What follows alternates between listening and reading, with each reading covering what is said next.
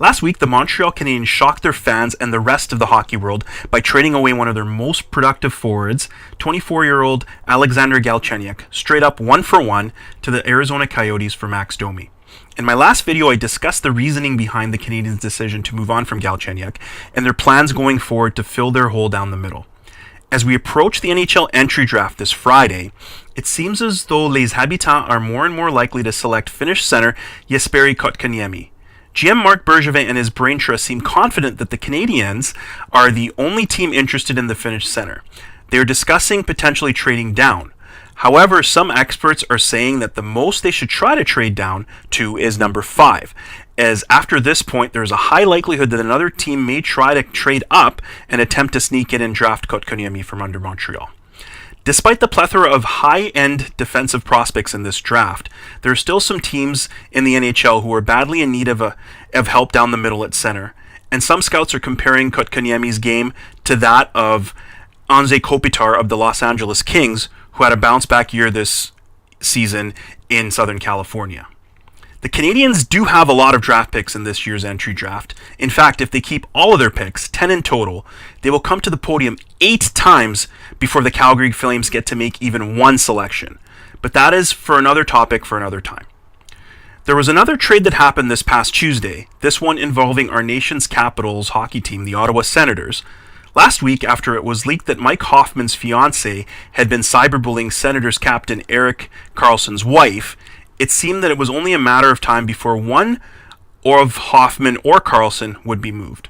Many thought that it might end up being Karlsson, who would likely fetch more in return for Ottawa.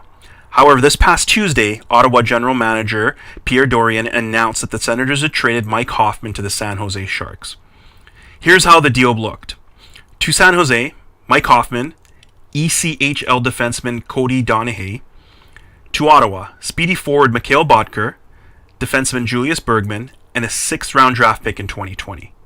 Among Dorion's comments following the trade was that this move was going to strengthen the Senators by improving chemistry in the dressing room and on the ice.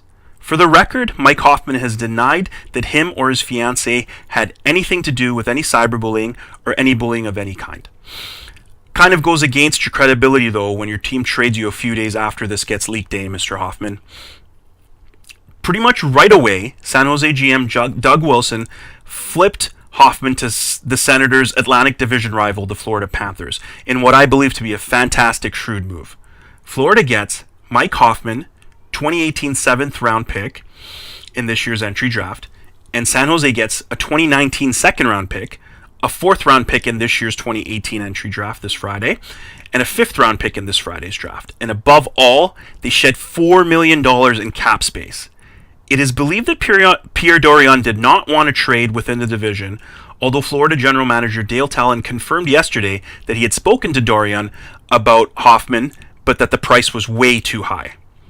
If I'm giving out marks, I give Doug Wilson a 10 out of 10 for capitalizing on this opportunity.